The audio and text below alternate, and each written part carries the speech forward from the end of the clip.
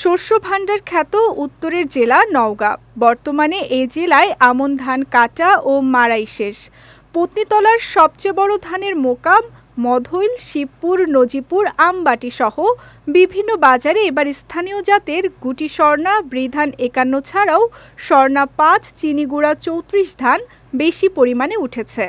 অন্যান্য বছর ধান কাটার ভরা মৌসুমে বাজার পড়ে গেলেও এবার ভালো দাম পেয়ে খুশি চাষিরা।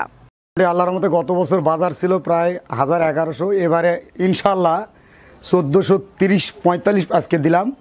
আচ্ছা ৪৫ টাকা বাজারে ধান দিলাম, আমরা কৃষকরা খুব খুশি। ৮২ মন ধান নিয়ে আইছি, স্বর্ণা ৫ মোটা ধান বিক্রি করার জন্য। দাম গতবার তুলনায় একটু বেশি, কিন্তু খরচও বেশি। গতবারে আমরা স্বর্ণা ৫ এইবারে বিক্রি করলাম ২৫০ টাকা বেশি, দামের চেয়ে বেশি পাইছি। ধান ১৪৪০ টাকা ৫০ টাকা ঠিক আছে, কিন্তু সার বিষের দাম অত্যন্ত বেশি। গত বছরের তুলনায় এবছর পার মনে ২৫০ থেকে ৩০০ টাকা বেশি। দাম বেশি হওয়ার কারণে এর প্রভাবটা চালের উপরে পড়বে। আমাদের এখানে ধানের বাজার গতবারের চাইতে একটু বেশি, এই ক্ষেত্রে চালের দামও একটু বেশি হবে।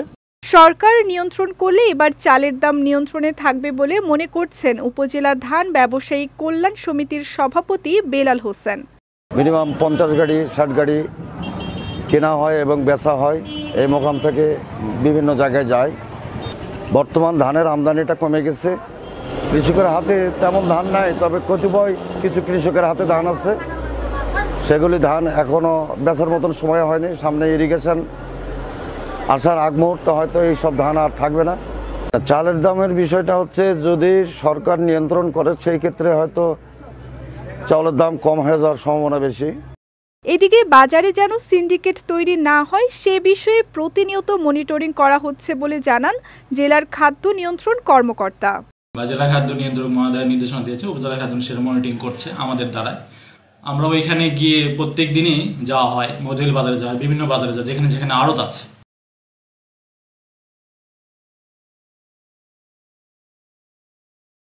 কৃষি বিভাগ বলছে, আমনের চলতি মৌসুমে উপজেলায় ৩,৪১০ হেক্টর জমিতে রোপা আমন চাষ হয়েছে। এছাড়া এবার জেলায় ৭৩,৬০০ মেট্রিক টন ধান উৎপাদনের লক্ষ্যমাত্রা নির্ধারণ হয়েছে। বিজয় টিভি নিউজ ডেস্ক।